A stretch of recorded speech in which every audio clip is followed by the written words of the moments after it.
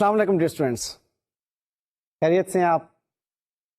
Last lecture میں ہم نے جو پڑھا تھا کچھ ذہن میں ہے؟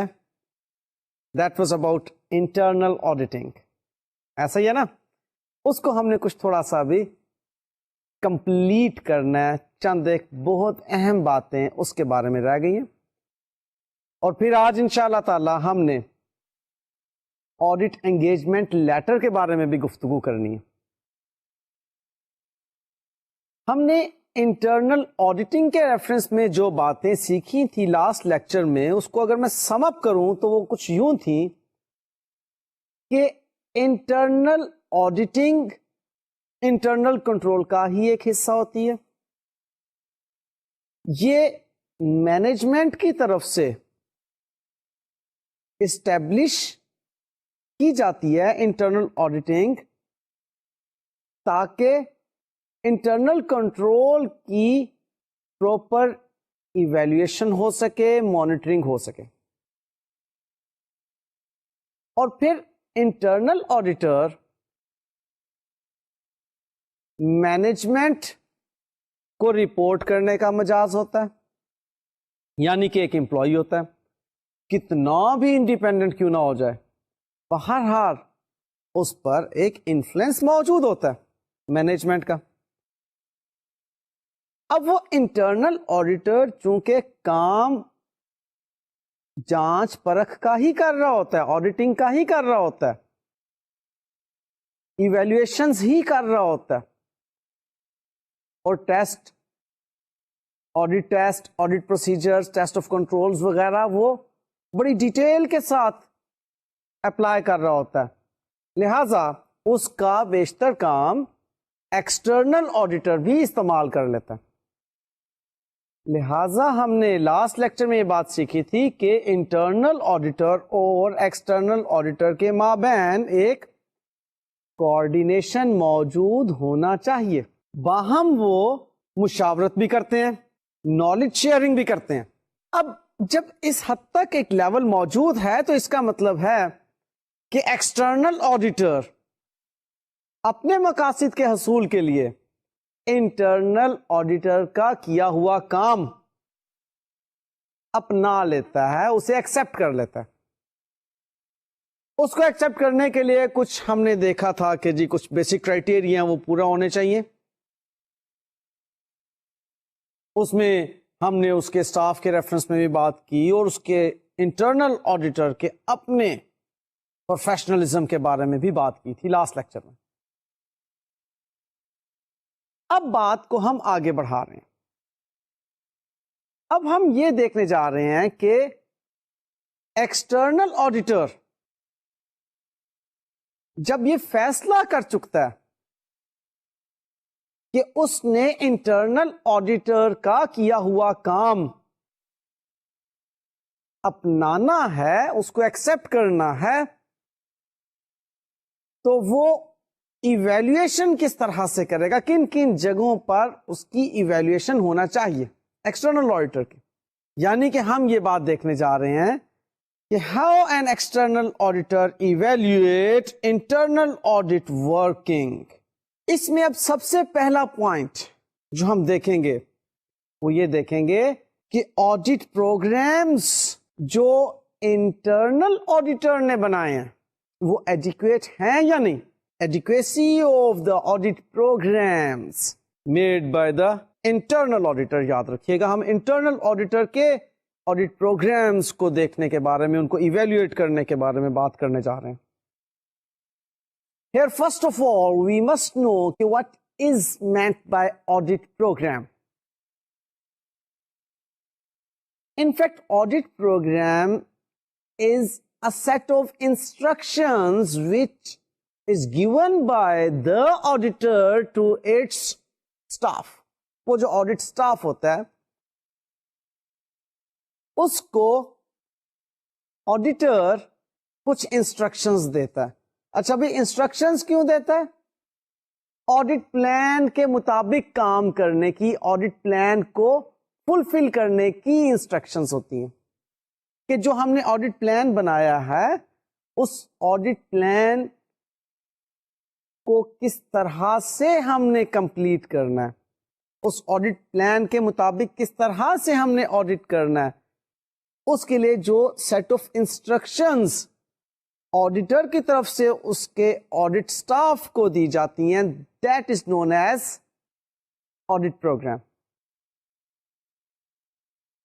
اب ایکسٹرنل آڈیٹر تو یہ آڈٹ پروگرامز بناتا ہی ہے, ہم بات کر رہے ہیں کہ انٹرنل آڈیٹر نے جو آڈٹ پروگرامز بنائے ہوں گے اپنے مقصد کے حصول کے لیے, مینجمنٹ کو رپورٹ کرنے کے واسطے, جو آڈٹ پروگرامز انٹرنل آڈیٹر نے بنائے ہوں گے ان کی ایڈیکویسی کو چیک کرے گا ایکسٹرنل آڈیٹر, ایویلویٹ کرے گا اس کو کہ جو سیٹ آف انسٹرکشنز ہیں وہ ٹھیک ہیں, درست ہے. کیونکہ بھائی جو آڈٹ سٹاف نے کام کرنا ہے that would be according to the instructions given by the auditor نا. اب انٹرنل آڈیٹر کی انسٹرکشنز کی ایویلویشن ہوگی, یہاں پر اگر سیٹسفائی ہے تو ایکسٹرنل آڈیٹر کہے گا اوکے جی میں آپٹ کرتا ہوں, اس کا کام اپنا لیتا ہوں. نیکسٹ پوائنٹ کہ the work is performed by trained staff and the work of assistants is properly supervised, reviewed and documented. اس پوائنٹ کو بھی ریویو کیا جائے گا, ایویلویٹ کیا جائے گا رادر, کہ اب جو کام آڈٹ سٹاف سے لیا جا رہا ہے وہ والا کام پراپرلی سپروائز ہو رہا ہے, ریویو ہو رہا ہے. یعنی کہ پہلے پلاننگ تو موجود ہے, اس کی پلاننگ کے مطابق آڈٹ پروگرام بھی موجود ہے. اب اس آڈٹ پروگرام کے مطابق جو آڈٹ سٹاف کام کر رہا ہے کیا اس کام کو ریویو کیا جا رہا ہے, اس کو سپروائز کیا جا رہا ہے یا نہیں, کہ بس چھوڑ دیا جو مرضی کرو بھائی, ہم نے آپ کو ایک سیٹ پروگرام دے دیا اس کے مطابق کرو. اب بھائی وہ آڈٹ سٹاف غلطیاں بھی کر سکتا ہے, اس کی پراپر سپرویژن اور اس کا ریویو ہونا ضروری ہے. The next point is کہ sufficient appropriate audit evidence was obtained, کہ وہ جو internal auditor نے instructions دیں ان کے مطابق اس کے audit staff نے کام کیا, اس کام کے نتیجے میں جو audit evidence حاصل ہوئے کیا وہ sufficient appropriate audit evidence ہیں یا نہیں.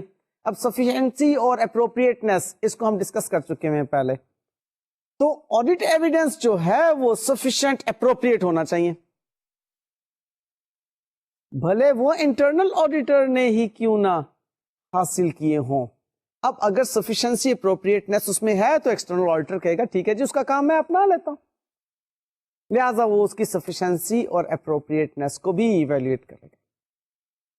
Next point comes conclusions made are appropriate.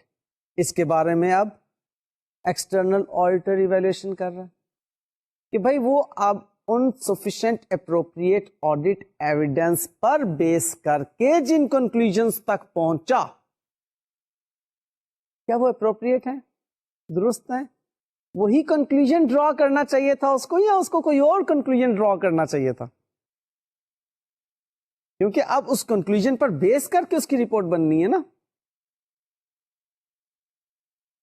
اب وہ جو کنکلوژن انٹرنل آڈیٹر نے ڈرا کیا اس کنکلوژن کو آڈیٹر جو ایکسٹرنل آڈیٹر ہے وہ ایویلویٹ کر رہا ہے کہ کیا یہی کنکلوژن ہونا چاہیے تھا. Next comes reports prepared are based on the work done. وہ جو reports اب وہ بنا رہا ہے internal auditor جو کام کیا ہے اس کے مطابق ہی reports بن رہی ہیں. دیکھیں یہاں پر اب ایک بڑی سینسٹیو سی بات آ جاتی ہے. انٹرنل آڈیٹر بہرحال مینجمنٹ کے انفلوئنس میں ہے, مینجمنٹ کا امپلائی ہے. اب جو وہ رپورٹ پیش کر رہا ہے وہ اس کے کام سے مطابقت رکھنی چاہیے. یہ نہیں کہ کام جو اس نے کیا اس کے مطابق رپورٹ نیگیٹو آ رہی ہے لیکن مینجمنٹ کہہ رہی ہے کہ نہیں جناب آپ اس کو پوزیٹو کریں. بات کو ہو سکتا ہے کہ نہیں؟ لہذا اب ایکسٹرنل آڈیٹر اس چیز کو ایویلویٹ کرے گا کہ جی ساری باتیں ٹھیک, اس نے آڈیٹ پروگرام ٹھیک بنایا, اس نے پراپرلی سپروائز بھی کیا آڈیٹ سٹاف کا کام, اس کو ریویو بھی کیا, اس کے ڈاکیومینٹس بھی اس نے چیک کیے کہ properly that was documented, sufficient appropriate audit evidence بھی حاصل کیا, اس سے اس نے پراپر کنکلوژن بھی حاصل کیا. اب اس پر بیس کر کے اس نے جو رپورٹ بنائی ہے وہ according to the work done نہیں ہے. وہاں پر آ کر وہ جو ہے مینجمنٹ کی بات مانتے ہوئے رپورٹ کو ان کے مطابق بنا رہا ہے. پاسبل ہے یا نہیں؟ بالکل پاسبل. لہذا یہاں پر یہ بات بھی دیکھنی پڑے گی آڈیٹر کو, جو ایکسٹرنل آڈیٹر ہے, کہ جی جو رپورٹ ہے وہ اس کی ورکنگ فائل کے مطابق ہے یا نہیں. اور پھر اگلی اہم بات کیا ہے کہ the exceptions اور unusual items have been properly resolved, کہ ان کو جو unusual items تھیں, جو exceptions تھیں اس اکاؤنٹنگ سسٹم کے اندر, جو نارملی ہیپن نہیں ہوتی باتیں, جو شاذ اکاؤنٹنگ ایئر میں ہیپن ہوتی ہیں, کوئی ایسے ایونٹس, کوئی گینز اور لاسز جو کہ ایکسپیکٹ نہیں کی جا رہی تھیں, ان کے اوپر اس نے پراپرلی ان میٹر کو ریزالو کیا, پراپرلی اس کے اوپر توجہ دی. یہ بات بھی ایکسٹرنل آڈیٹر کو ایویلویٹ کرنا ہوگا. اچھا, اب اس بات کو ذہن میں رکھیے کہ اس نے یہ ایویلویشنز تو کر لیں, اس نے جسٹ ایویلویٹ کیے آڈیٹ پروگرامز, اس نے جسٹ یعنی کہ ایکسٹرنل آڈیٹر نے, اس نے کا مطلب ایکسٹرنل آڈیٹر نے audit programs of internal auditor وہ ایویلویٹ کیے ہیں, اس کی سپرویژن, اس کے ریویو, اس کے ڈاکیومینٹس, اس کے sufficiency appropriateness of the audit evidence, اس کے کنکلوژنس وغیرہ کو اس نے ایویلویٹ کیے کہ ٹھیک ٹھیک ہو رہے ہیں, اس کی فائنل رپورٹ کو اس نے ایویلویٹ کیے کہ according to the work done ہے یا نہیں ہے, انیوزل آئٹمس کو وہ صحیح طور پہ دیکھ رہا ہے یا نہیں دیکھ رہا, لیکن ابھی اس نے ٹیسٹ نہیں کیا انٹرنل آڈیٹر کا کام, کیونکہ بہرحال اگر ایکسٹرنل آڈیٹر انٹرنل آڈیٹر کے کام کو اپنے ورکنگ پیپرز میں لے کر آنا چاہ رہا ہے تو اس کا مطلب ہے کہ ایکسٹرنل آڈیٹر کی رسپانسبلٹی بن جائے گی اس سارے کام کی. وہ صرف یہ کہہ کر نہیں بڑی ذمہ ہو سکتا کہ جی یہ تو میں نے انٹرنل آڈیٹر کا کیا ہوا کام جو ہے اپنایا تھا اور اس پہ بیس کر کے آئی ایم رپورٹنگ دس, ایسی بات نہیں ہو سکتی. اب وہ ٹیسٹ کرتا ہے اس کو. اب جو ایکسٹرنل آڈیٹر ٹیسٹ کرتا ہے وہ کیا ہے جی؟ Number 1, reperforming the work done by internal auditor, کہ اب ایکسٹرنل آڈیٹر انٹرنل آڈیٹر کے کیے ہوئے کام کو ری پرفارم کرتا ہے, جو کچھ اس نے کیا ہوتا ہے 100% کو نہیں, 100% کو نہیں کر سکتا. ٹیسٹ بیسس پر, ٹیسٹ بیسس پر ایکسٹرنل آڈیٹر انٹرنل آڈیٹر کے کیے ہوئے کام کو ری پرفارم کر رہا. اس نے جو آڈیٹ ایویڈنس حاصل کیے جس آڈیٹ پروسیجر سے, وہ والا آڈیٹ پروسیجر جو ہے وہ ری پرفارم کر رہا. نمبر 1 یہ طریقہ کار ہو سکتا ہے ٹیسٹنگ کا. اور نمبر 2 کیا طریقہ کار ہو سکتا ہے کہ selecting a few similar items and perform independent test. وہی کام جو انٹرنل آڈیٹر کر چکا ہے انہی کاموں کے اوپر سیملر آئٹمس کو وہ سلیکٹ کرے اور ان پر انڈیپینڈنٹ ہو جائے. اگر سیم ریزلٹس آ رہے ہیں تو وہ کہے گا کہ جناب انٹرنل آڈیٹر نے ٹھیک کام کیا. کوئی test of control internal auditor نے اگر لگایا, اس نے جس لیول پر آ کر یا جس سیمپل کو اس نے ٹیسٹ کیا، ایکسٹرنل آڈیٹر اب اس سیمپل کو ٹیسٹ نہ کرے، وہ الگ سے سیمپل لے لے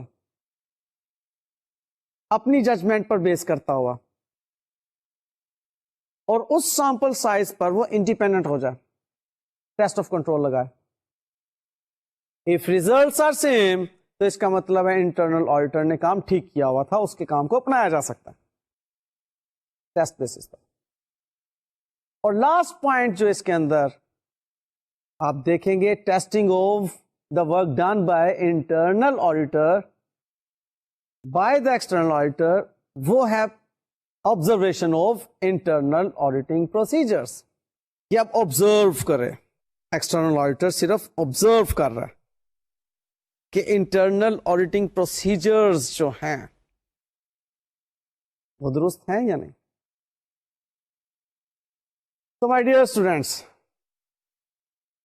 انٹرنل آڈیٹنگ کے ریفرنس میں ایک بہت اہم نالج آپ نے حاصل کر لیا کہ انٹرنل آڈیٹر کا کام بہرحال ایکسٹرنل آڈیٹر استعمال کر سکتا ہے، بشرطے کہ دس اینڈ دس، جو کہ ہمارے لاسٹ لیکچر میں اور آج کے لیکچر میں موجود ہیں باتیں ابھی تک. This was all about your internal auditing. اچھا، آج میں اب ایک نیا ٹاپک بھی اسٹارٹ کر رہا ہوں، کیونکہ انٹرنل آڈیٹنگ والی بات تو ختم ہو گئی. بنیادی طور پر لاسٹ لیکچر میں ڈیٹیلز موجود تھیں انٹرنل آڈیٹنگ سے متعلق، اور اس لیکچر میں، آج کے اس لیکچر کے اندر میں نے آپ کو کچھ جو باقی باتیں رہ گئی تھیں، specially evaluation and testing of internal audit کے ریفرنس میں، وہ میں نے آپ کو آج بتا دیا. اب آج جو میں نے آپ سے شیئر کرنا، that is audit engagement letter. یہ آڈیٹ انگیجمنٹ لیٹر، یہ انفیکٹ آڈیٹر کی طرف سے لکھا جاتا ہے آڈیٹ کلائنٹ کو، جس میں کہ آڈیٹر ٹرمز آف انگیجمنٹ بتا دیتا ہے کہ جی ان ٹرمز پر میں آپ کی اینٹی کا آڈیٹ کرنے والا ہوں، لہذا جان رکھیے کہ میں نے آپ کی اس اینٹی کا آڈیٹ کرنا ہے، اور یہ ٹرمز اینڈ کنڈیشنز ہوں گی. وہ ٹرمز اینڈ کنڈیشنز آڈیٹر اور کلائنٹ کے مابین طے پا جاتی ہیں اور ڈاکیومنٹ ہو جاتی ہیں. کون لکھتا ہے یہ لیٹر؟ آڈیٹر. اچھا، اب مجھے دوبارہ بار بار کہنے کی ضرورت نہیں ہے کہ ایکسٹرنل آڈیٹر انٹرنل آڈیٹر، وہ کہانی اب پاسٹ ہو گئی. ہم نے انٹرنل آڈیٹر والی باتیں ختم کر دی. اب انفیکٹ تو ہم ایکسٹرنل آڈیٹر کی ہی باتیں کر رہے ہیں نا، وہ تو اس نے انٹرنل آڈیٹر کے کام کو اپنایا تھا. یہاں پر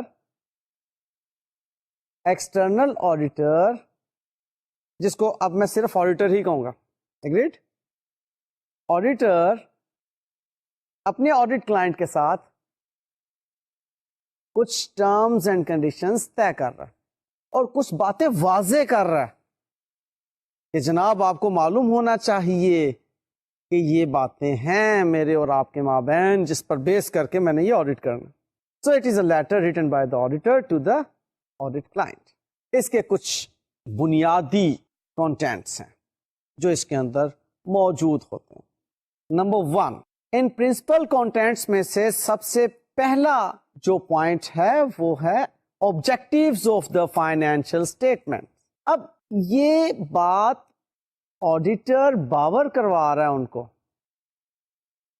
کہ جی فائنینشیل اسٹیٹمنٹس جو آپ نے بنائی ہیں اور جن فائنینشیل اسٹیٹمنٹس کا آڈیٹ کرنے کے لیے آپ نے مجھے اپوائنٹ کیا ہے، ان کا آبجیکٹیو کیا ہے، وہ فائنینشیل اسٹیٹمنٹس کیوں بنائی جاتی ہیں. اب آپ کو تو معلوم ہی ہے، آپ نے فائنینشیل اکاؤنٹنگ میں یہ باتیں پڑھی ہوئی ہیں کہ بیلنس شیٹ جو ہے وہ فائنینشیل پوزیشن بتا رہی ہوتی ہے، انکم اسٹیٹمنٹ فائنینشیل پرفارمنس بتا رہی ہوتی ہے. کیش فلو اسٹیٹمنٹ جو ہے cash in flows and out flows جو ہیں ان کے بارے میں بتا رہی ہوتی ہے. اور نوٹس جو ہیں وہ اکاؤنٹنگ پالیسیز جو سگنیفیکینٹ ہیں فائنینشیل اسٹیٹمنٹس کو پریپیئر اور پریزنٹ کرنے کے ریفرنس میں, اور جو ایکسپلینیٹری ڈسکلوجرز ہیں ان کے بارے میں بتا رہی ہوتی ہیں. بہرحال بنیادی طور پر آڈیٹر اپنے آڈیٹ کلائنٹ کو یہ بات بتا دیتا ہے انگیجمنٹ لیٹر میں کہ جی فائنینشیل اسٹیٹمنٹس بنانے کا آبجیکٹو کیا ہے.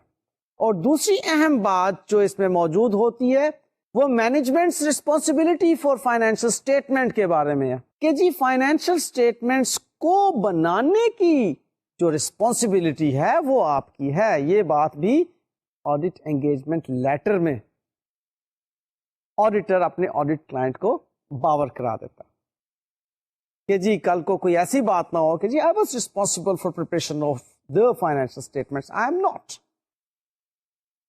It was wholly solely the responsibility of the management of the entity to prepare and present the financial statements, not mine.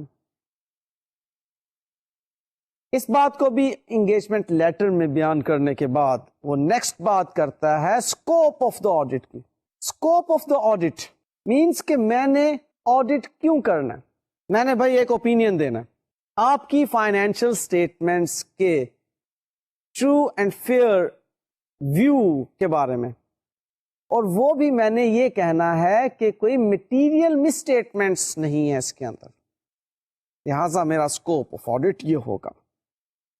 یہ پرنسپل کانٹینٹس کی باتیں کر رہا ہوں جو کہ لازماً انگیجمنٹ لیٹر کا حصہ ہونا چاہیے. پھر نیکسٹ پوائنٹ آتا ہے اس کے اندر کہ the form of any report اور ادر کمیونیکیشن, کہ آڈیٹر بتا دیتا ہے کہ جو رپورٹ ہوگی اس کی فارم یہ ہوگی, یا اس کے علاوہ بھی جو اگر ہماری کمیونیکیشنز ہوں گی تو اس طرز کی ہوں گی. انگیجمنٹ لیٹر میں یہ بات بیان کر دی جاتی ہے تاکہ کل کو کوئی پرابلم نہ آئے کہ جی آپ نے تو اس طرح کی رپورٹ پیش کرنی تھی یا فلانی چیز کمیونیکیٹ نہیں ہوئی, پہلے انگیجمنٹ لیٹر میں بتا دیا گیا. Next point comes the fact that due to certain unavoidable factors the auditors may not be able to detect all material misstatements due to fraud or error, کہ کچھ ایسی unavoidable circumstances ہو سکتی ہیں جس وجہ سے جن کی بنا پر کچھ frauds اور errors ڈیٹیکٹ نہ ہو سکیں. یہ بات ہم نے آپ کو پہلے بتا دی. تو unavoidable circumstances کی صورت میں ہمیں نہیں کہا جائے گا, ہاں وہ circumstances unavoidable ہونا چاہیے, کوئی ایکسکیوز نہیں ہے, unavoidable اگر ہو تو وہ بات بعد میں جج کی جا سکتی. اور ان پرنسپل کانٹینٹس میں لاسٹ پوائنٹ یہ ہے کہ requirement of unrestricted access to records, یہ بات ہم نے انگیجمنٹ لیٹر میں بیان کر دینی ہے کہ ریکارڈ پر ہماری انریسٹرکٹیڈ ایکسیس ہوگی. ہمیں کسی ریکارڈ کے بارے میں روکا نہیں جائے گا, نہیں جناب آپ اس ریکارڈ کو نہیں دیکھ سکتے. ہم نے فائنینشیل اسٹیٹمنٹس پر جو اوپینین فارم کرنا ہے اس کے لیے ہمیں sufficient appropriate audit evidence required ہیں جن پر بیس کر کے ہم نے ایک ریزنیبل ایشورنس تک پہنچنا ہے, ایک کنکلوژن تک پہنچنا ہے, اور پھر ہم نے اوپینین فارم کرنا ہے. لہذا ہمیں اپنا اوپینین فارم کرنے کے لیے اگر کوئی ریکارڈ پر ایکسس چاہیے تو آپ منع نہیں کریں گے. یہ بات بھی انگیجمنٹ لیٹر میں بیان کر دی جاتی. یہ تھی جی پرنسپل کانٹینٹس جو بنیادی طور پر موجود ہونا چاہیے آڈیٹ انگیجمنٹ لیٹر میں. اب نیکسٹ کچھ آپشنل کانٹینٹس کی بات ہم کرتے ہیں. اب یہ آپشنل کانٹینٹس کا مطلب کہ جو چاہیں ہم تو انگیجمنٹ لیٹر کا حصہ بنا دیں, چاہیں تو بے شک نہ بنائیں, آپشنل ہے, ہماری مرضی ہے. وہ پرنسپل کانٹینٹس تھے جو کہ لازمی حصہ ہیں انگیجمنٹ لیٹر کا, وہ تو ہم نے لکھنا ہی ہے اس کے اندر. آپشنل میں سب سے پہلی بات کیا آتی ہے کہ arrangements regarding the planning of the audit. ہم نے اب اس آڈٹ کو جو پلان کرنا ہے اس کی پلاننگ کے لیے کچھ ارینجمنٹس ریکوائرڈ ہیں. انفیکٹ یہ آڈٹ پلاننگ کی بات کیونکہ ہماری نیکسٹ لیکچر میں زیادہ ڈیٹیل کے ساتھ ہونی ہے اس لیے فی الحال اس کو میں زیادہ ڈیپتھ میں نہیں لے کر جاتا کہ آڈٹ پلاننگ ہے کیا. بہرحال ہم اپنے آڈٹ کلائنٹ کو یہ بات بتا دیتے ہیں کہ آڈٹ پلاننگ میں کچھ ارینجمنٹس ہیں جو کہ آپ کے ذمہ ہوں گے. وہ ہم نے آپ کو انگیجمنٹ لیٹر میں پہلے بتا دی. پھر next comes expectation of receiving return representations. آپ کو یاد ہے ہم نے ایک ریپرزینٹیشن لیٹر کی بھی بات کی تھی کچھ لیکچرز پہلے کی بات ہے. Representation letter is written by the audit client to the auditor. اس میں وہ جو ریپرزنٹیشنز دی ہوتی ہیں ان کے بارے میں وہ بتاتا ہے. کچھ زبانی کلامی جو باتیں ہوتی ہیں آڈٹ ایویڈنس کے ریفرنس میں جس میں کہ پروویژنس کو کریٹ کرنے کے بارے میں باتیں ہوتی ہیں, کچھ فیصلے جو لیے ہوتے ہیں ان کے بارے میں باتیں ہوتی ہیں, اور جو آڈیٹر اور آڈٹ کلائنٹ کے مابین کچھ معاملات طے پائے جاتے ہیں ان کو ریٹرن ریپرزینٹیشن کے ذریعے سے آڈیٹر کو دے دیا جاتا ہے. اب آڈیٹر اپنے انگیجمنٹ لیٹر میں اس کا ذکر کر رہا ہے کہ جی ہم ایکسپیکٹ کرتے ہیں کہ آپ ہمیں ریٹرن ریپرزینٹیشن ضرور بھیجیں گے ان معاملات کے بارے میں جن کے بارے میں ہمیں کوئی ڈاکیومنٹڈ ایویڈنس موجود نہیں ہے, لیکن ہمارے اور آپ کے مابین یہ چونکہ باتیں طے پائی ہیں اس لیے ہم ان کا ایویڈنس اپنی ورکنگ فائل میں رکھنا چاہتے ہیں. لہذا ہم ایکسپیکٹ کر رہے ہیں کہ آپ جناب ہمیں ریپرزینٹیشن لیٹر ضرور بھیجیں گے. نیکسٹ پوائنٹ اس میں آتا ہے کہ request for confirmation of terms of engagement.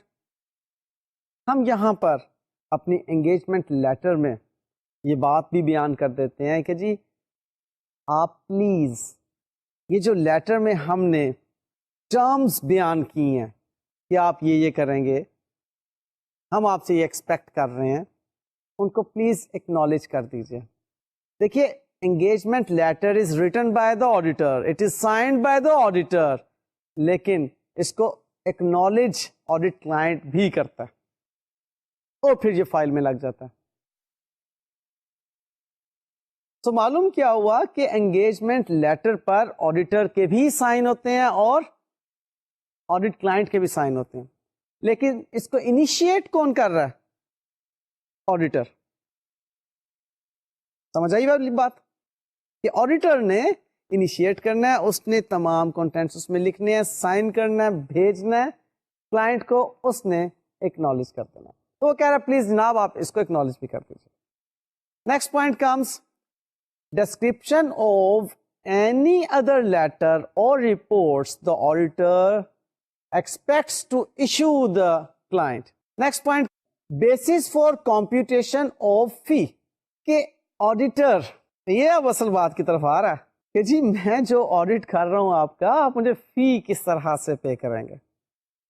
یہاں پر اب کچھ بنیادی کیلکولیشنز ہوتی ہیں, وہ آڈیٹر جو ہے وہ کیلکولیشنز بتا دیتا ہے, ان کیلکولیشنز کی بیسس بتا دیتا ہے اپنے آڈٹ کلائنٹ کو کہ جی میں جو فی چارج کروں گا آپ کو اس میں ڈفرینٹ ایکسپرٹس کے لیولز کے ڈفرینٹ ریٹس ہوں گے پر آر. تو ٹائم بیسس پر میں جتنے ایکسپرٹس انوالوڈ ہوں گے اس آڈٹ میں ان کی فی آپ کو چارج کروں گا, plus out of pocket expenses بھی آپ کو چارج کروں گا, جس میں کہ میرے آڈٹ سٹاف کی ٹریولنگ وغیرہ کے خرچے شامل ہوں گے. لہذا یہ جو فی کی کیلکولیشنز ہوتی ہیں ان کے بارے میں بھی آڈٹ انگیجمنٹ لیٹر میں بتا دیا جاتا ہے کہ فی کس طرح سے آپ کو انوائس کی جائے گی. یہ تھی جی کچھ آپشنل پوائنٹس کہ جو آڈٹ انگیجمنٹ لیٹر میں موجود ہوتے ہیں یا آڈیٹر کی مرضی ہوتی ہے کہ اس کے اندر وہ لکھتے. اب ہم بات کریں گے کچھ ایسے کانٹینٹس کی will be included under some special circumstances کی موجودگی میں آڈیٹر اپنے انگیجمنٹ لیٹر میں ان کو شامل کرے گا. اب وہ اسپیشل سرکمسٹانسز کیا ہو سکتے ہیں دیکھ لیتے ہیں ان پوائنٹس میں. Number 1, arrangements concerning the involvement of other auditors, experts, internal auditors and other client staff. ہم یہ سمجھ رہے ہیں کہ ہمارے آڈٹ کے دوران ایکسپرٹس کی بھی ہمیں ضرورت پیش آ سکتی ہے. ایکسپرٹس کا کام بھی ہم دیکھنا چاہ رہے ہیں. ایکسپرٹس نے جو کام کیا ان کو ہم اپنانا چاہ رہے ہیں. لائک ایکچوریسٹ، انہوں نے کچھ کیلکولیشنس کی ہیں، یا اور کوئی ٹیکنیکل ایکسپرٹس جن کی ورکنگ پر بیس کر کے اکاؤنٹنگ ایسٹیمیٹ کی گئی ہیں. یا ہم دیکھنا چاہ رہے ہیں کہ کوئی اور کلائنٹ کا سٹاف جو ہے لائک لیگل ایڈوائزر، اس نے جو لیگل ایڈوائسز دی ہیں ان پر بیس کر کے کیا فائنینشیل امپیکٹس آئے ہیں. بعض اوقات پروویژننگ کی ہوتی ہے لیگل ایڈوائزرز کی ایڈوائسز پہ بیس کر کے، پروویژن فار لاسز، اسپیشلی کوئی ڈیمیجز کلیم کسی نے کیے اور کورٹ کیس ہے اور اس کے اوپر ایڈوائسز موجود ہوتی ہیں. پھر انٹرنل آڈیٹر کا بذات خود کام. تو اس طرح کے اگر حالات پیدا ہوئے ہوں تو ہم وہاں پر انگیجمنٹ لیٹر کے اندر ذکر کر دیتے ہیں کہ جناب ہمیں یہاں پر ان کے یہ کام ریکوائرڈ ہوں گے، ان کا ارینجمنٹ کرنا ہوگا آپ نے. اسپیشل سرکمسٹانسز ہے. اس صورت میں آپ یہ بات بھی کانٹینٹ کے طور پر انگیجمنٹ لیٹر میں لکھیں گے. نیکسٹ پوائنٹ یہ آتا ہے کہ arrangements to be made with predecessor auditor in case of initial audit only. ہم یہ بھی چاہ رہے ہیں کہ اگر یہ ایک اگر ذرا سن لیجیے گا، اگر یہ انیشیل آڈٹ ہے اس صورت میں ہم یہ چاہ رہے ہیں. انیشیل آڈٹ کا مطلب کہ for the very first time ہم اس کلائنٹ کا آڈٹ کرنے جا رہے ہیں، تو ہم یہ چاہیں گے، ہم یہ بات اپنے انگیجمنٹ لیٹر میں تحریر کریں گے کہ جناب ارینجمنٹس کیجئے پریڈیسیسر کے ساتھ ہماری ملاقات کے. ہم چاہیں گے کچھ باتیں پریڈیسیسر آڈیٹر جو ہم سے پہلے کا آڈیٹر تھا اس سے ویریفائی کرنا چاہیں گے. ہم کچھ باتیں فار ایگزامپل، اب پچھلے ورکنگ پیپرز تو ہمارے پاس نہیں ہیں، ہم دیکھنا ہی چاہ رہے ہیں کہ پچھلے ورکنگ پیپرز میں اوپننگ ان کے کلوزنگ بیلنسز کیا تھے، وہ ہمارے اوپننگ بیلنسز ہونا چاہیے اس سال کے، جس سال کا ہم نے آڈٹ کرنا. کیا وہ اوپننگ بیلنسز ویریفائی کرنے کے لیے ہمیں پچھلے ورکنگ پیپرز نہیں ریکوائرڈ ہیں. اب پچھلے آڈیٹر ہم تو نہیں تھے، لہذا اس کے لیے ہمیں پریڈیسیسر آڈیٹرز کی ضرورت ہے. وہاں سے ان کے ساتھ رابطہ ہمیں قائم کروا کر دیں جناب. سو ان اسپیشل سرکمسٹانسز میں ہم یہ بات بھی اپنے لیٹر میں تحریر کر دیں گے. سو معلوم یہ ہوا کہ آڈٹ انگیجمنٹ لیٹر کے کچھ تو پرنسپل کانٹینٹس ہوں گے، کچھ آپشنل کانٹینٹس ہوں گے، اور کچھ کانٹینٹس ہوں گے اسپیشل سرکمسٹانسز کی موجودگی میں.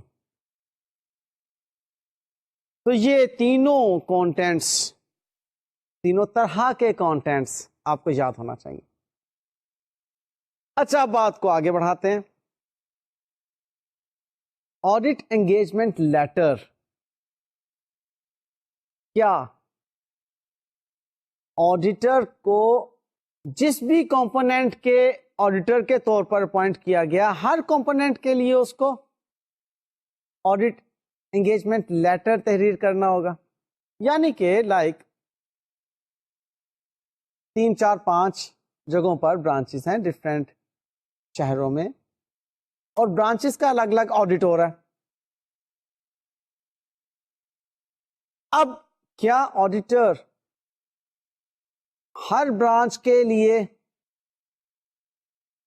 انگیجمنٹ لیٹر بھیجے گا، یا ایک ہی انگیجمنٹ لیٹر جو ہے کافی ہے فار آل؟ اس بات کا تعین کرنے کے لیے بھی کچھ پوائنٹس ہیں، آئیے وہ دیکھتے ہیں. Number 1، who appoints auditor of the component؟ اب اس کمپوننٹ، اس برانچ یا سبسیڈری کمپنی اگر کہوں تو کنفیوز تو نہیں ہوں گے. میں اصل میں جان بوجھ کر سبسیڈری کمپنی کا لفظ استعمال نہیں کر رہا تھا. سبسیڈری کمپنی مینز وہ کمپنی جس کمپنی پر آپ کی کمپنی کا کنٹرول ہے. اب یہ میں آپ کا مطلب آڈیٹر والی بات نہیں کر رہا، مجھے اب ایکسپلین کرنا پڑے گی یہ بات تھوڑی سی. ایک ہوتی ہولڈنگ کمپنی، ایک ہوتی سبسیڈری کمپنی. آڈیٹر کو اپوائنٹ کیا گیا ہولڈنگ کمپنی کے آڈیٹر کے طور پر، اس ہی آڈیٹر کو اپوائنٹ کیا گیا اس ہولڈنگ کمپنی کی سبسیڈری کمپنی کے آڈیٹر کے طور پر بھی. اب وہ ہولڈنگ اور سبسیڈری کا کیا مطلب ہے کہ holding company is the company having control over the subsidiary company. Control means power to govern the operating and financing decisions. جو اس کے افیئرز آپریٹنگ اینڈ فائنینسنگ ہیں ان کا ڈیسیژن لے سکتی ہے ہولڈنگ کمپنی، کنٹرول ہے اس کا. اب وہ ایک کمپوننٹ ہے. اب وہ جو آڈیٹر ہے، ہولڈنگ کمپنی کا آڈیٹر اپوائنٹ ہوا ہے، اس نے انگیجمنٹ لیٹر ہولڈنگ کمپنی کو بھیج دیا. وہی آڈیٹر اس ہولڈنگ کمپنی کی سبسیڈری کمپنی کا بھی آڈیٹر اپوائنٹ ہو گیا. اب کیا وہ آڈیٹر اس سبسیڈری کمپنی کو بھی آڈیٹ انگیجمنٹ لیٹر بھیجے گا یا نہیں؟ یاد رہے ایک بات کہ ہولڈنگ کمپنی 100% اگر شیئرز ایکوائر کیے ہوئے ہیں سبسیڈری کمپنی کے، تو شیئر ہولڈرز جو ہولڈنگ کمپنی کے ہیں وہی شیئر ہولڈر سبسیڈری کمپنی کے ہوئے نا. اب سبسیڈری کمپنی کا اور کوئی شیئر ہولڈر نہیں ہے. اس بات کو آپ نے فالو کیا؟ Holding company is the company that has control over the subsidiary company. Means کہ ہولڈنگ کمپنی نے 100% اس کے شیئرز ایکوائر کیے ہوئے. اب یہاں پر ذرا باریکیاں جو ہیں وہ میں بیان نہیں کر رہا، کیونکہ کچھ اور شرائط بھی مزید ہیں جن کی بنا پر ہولڈنگ کمپنی اور سبسیڈری کمپنی کا رشتہ قائم ہو جاتا ہے. میں صرف 100% ایکوزیشن کی شرط پہ بات کر رہا ہوں.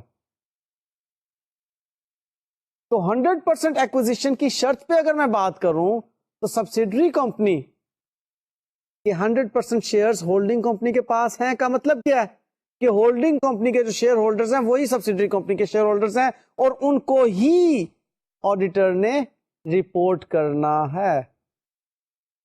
فالو کیا؟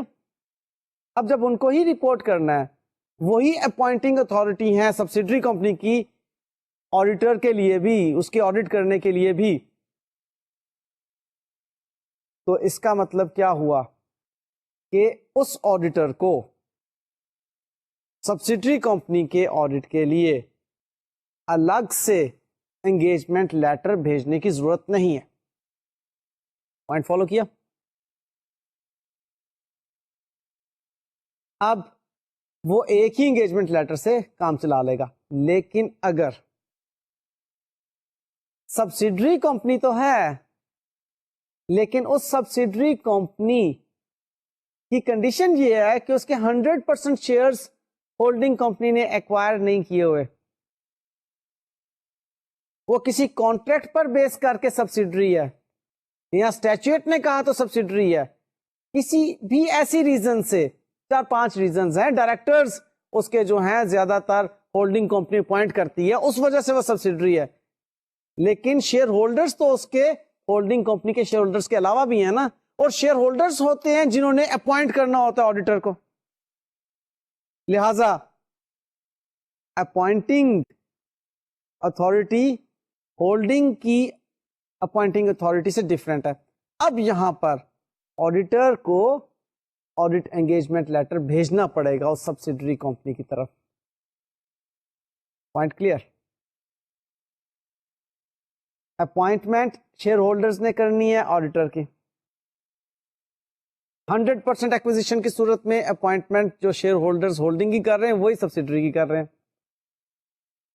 اگر 100% ایکوزیشن نہیں ہے لیکن کنٹرول پھر بھی اسٹیبلشڈ ہے تو اپوائنٹمنٹ جو شیئر ہولڈرز کر رہے ہیں وہ کامن نہیں ہے، لہذا ان کو پھر انگیجمنٹ لیٹر بھیجنا پڑے گا. Next point, whether a separate audit report is to be issued on the component، کیا اس کمپوننٹ کے لیے الگ سے کوئی ہمیں رپورٹ ایشو کرنا ہوگی؟ اف یس تو اوکے بھائی، پھر انگیجمنٹ لیٹر بھی الگ سے بھیجیے. اف نو، ایک ہی رپورٹ اس کمپوننٹ کو بھی کور کر رہی ہے تو کوئی ضروری نہیں ہے ایک اور انگیجمنٹ لیٹر تحریر کرنے کی. نیکسٹ پوائنٹ لیگل ریکوائرمنٹ کا ہے کہ اگر لیگل ریکوائرمنٹ ہے اس کمپوننٹ کے لیے انگیجمنٹ لیٹر بھیجنے کی تو پھر تو باؤنڈ ہے بھائی، پھر تو بھیجنا ہی پڑے گا.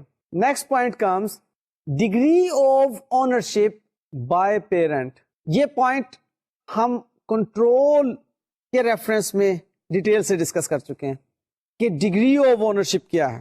کنٹرول میں جب میں نے 100% ایکوزیشن کی بات کی تھی اور پارٹلی ایکوائرڈ کی بات کی تھی لیکن کنٹرول موجود ہے، تو بہرحال وہاں پر پھر یہ ڈپینڈ کرتا ہے کہ اب مزید اس کو بھی انگیجمنٹ لیٹر بھیجیں سبسیڈری کو یا نہیں. یہ بات ایکسپلین کر چکا ہوں. نیکسٹ پوائنٹ کی طرف آتے ہیں، وہ بھی خاصی حد تک پہلے ایکسپلین ہو چکی ہے کہ degree of independence of the components management, کہ کمپوننٹ یعنی کہ وہ سبسیڈری کی مینجمنٹ کس حد تک انڈیپینڈنٹ ہے اس پیرنٹ کمپنی کی مینجمنٹ سے، یعنی کہ بورڈ آف ڈائریکٹرز کتنے انڈیپینڈنٹ ہیں. اگر تو 100% ایکوزیشن آف نیٹ ایسٹس ہیں سبسیڈری کمپنی کی تو پھر تو مینجمنٹ کو انڈیپینڈنٹ نہیں ہے. ہاں اگر پارٹلی ایکوائرڈ ہے اور وہاں پر ڈائریکٹرز جو ہیں وہ انڈیپینڈنٹ ہیں تو اس کا مطلب ہے کہ وہ پھر مینجمنٹ جو ہے وہ انڈیپینڈنٹ ہے، سیپریٹ انگیجمنٹ لیٹر میں بھیجنا پڑے گا. انفیکٹ یہ ساری باتیں کنٹرول کے ریفرنس میں سبسیڈری کمپنی اور ہولڈنگ کمپنی کے ریلیشن شپ کے ریفرنس میں پہلے آپ سے ڈیٹیل سے بیان کر چکا ہوں، اس لیے اب یہ وہی باتیں بار بار ریپیٹ ہو رہی ہیں. تو بنیادی بات کیا ہے؟ اپوائنٹمنٹ آف دا آڈیٹر اس کمپوننٹ کے لیے اگر الگ سے اتھارٹی کر رہی ہے ادر دین دا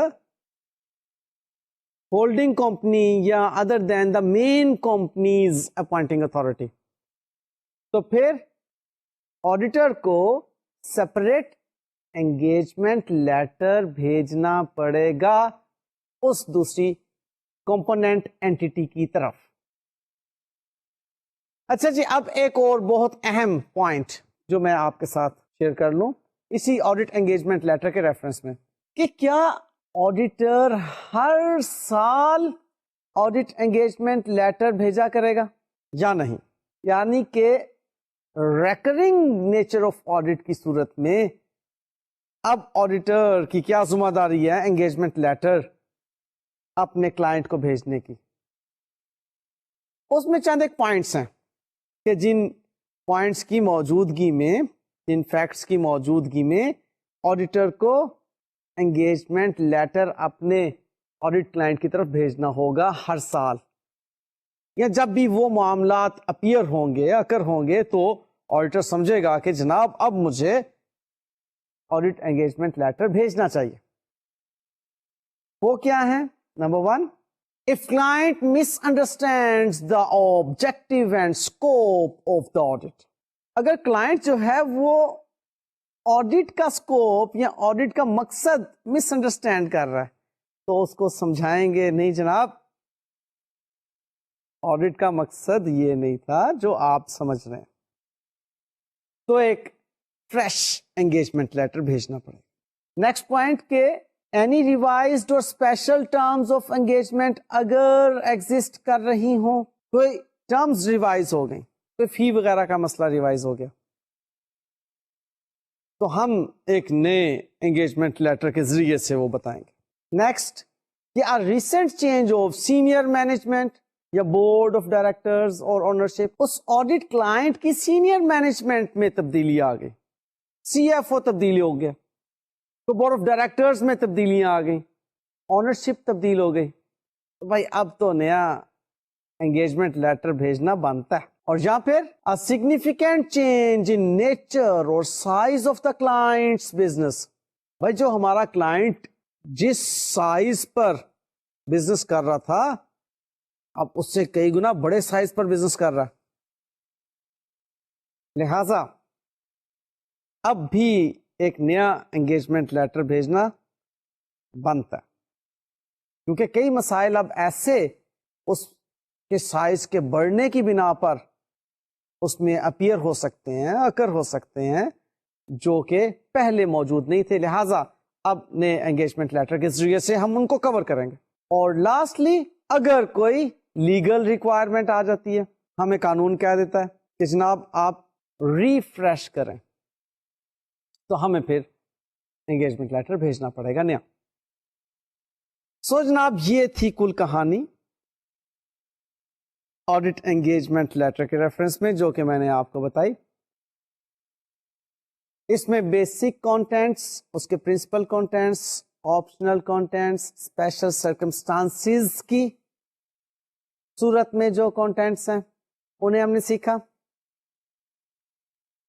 پھر ہم نے یہ بات سیکھی کہ اگر کوئی کمپوننٹ کا بھی سیم آڈیٹر اپوائنٹ ہو جاتا ہے تو اس صورت میں اس کمپوننٹ کو انگیجمنٹ لیٹر بھیجنا بنتا ہے یا نہیں. اور پھر ریکرنگ نیچر آف اگر آڈٹ ہے، یعنی کہ پچھلے سال بھی ہم نے اس کا آڈٹ کیا تھا، اس سے پچھلے سال بھی کیا تھا، ہم آڈٹ انگیجمنٹ لیٹر پہلے اس کو بھیج چکے ہیں، کہ ہر سال آڈٹ انگیجمنٹ لیٹر بھیجیں یا نہیں، تو اس کی باتیں بھی ہم نے کور کر لی. میں نے آپ لوگوں کی بہتر انڈرسٹینڈنگ کی خاطر ایک اسپیسیمن بھی آپ کے ہینڈ آؤٹس میں پیش کر دیا. آپ اس اسپیسیمن کو گو تھرو کریں گے تو آپ کو مزید اچھی سمجھ آ جائے گی کہ انگیجمنٹ لیٹر کیا ہوتا ہے اور اس کے ذریعے سے ہم کیا بات اپنے کلائنٹ کو بتانا چاہ رہے ہوتے ہیں. اور پھر یہ کہ آپ کو اس اسپیسیمن کے نیچے 2 سگنیچرز کی جگہ بھی مل رہی ہوں گی، ایک جو چارٹرڈ اکاؤنٹنٹ فرم ہے اس کے سگنیچرز، یعنی کہ جو آڈٹ کمپنی ہے، جو آڈٹ کر رہی ہے، جو آڈٹ فرم ہے، اس کے سگنیچرز، اس کے انگیجمنٹ پارٹنر کے سگنیچرز، اور دوسرے جو آڈٹ کلائنٹ ہے اس کے طرف سے ریپرزینٹیٹیو کے سگنیچر. یوں ہمارا انگیجمنٹ لیٹر کمپلیٹ ہوا. اب جناب نیکسٹ انشاءاللہ تعالی ہمارے 2 ٹاپکس رہ گئے ہیں، ایک پلاننگ کے ریفرنس میں اور ایک آڈٹ رپورٹ کے ریفرنس میں. تو ذہنی طور پر تیار رہیے گا کہ نیکسٹ لیکچر ہمارا ہوگا انشاءاللہ تعالی آڈٹ پلاننگ کے موضوع پر. تب تک مجھے اجازت دیجیے، اللہ حافظ.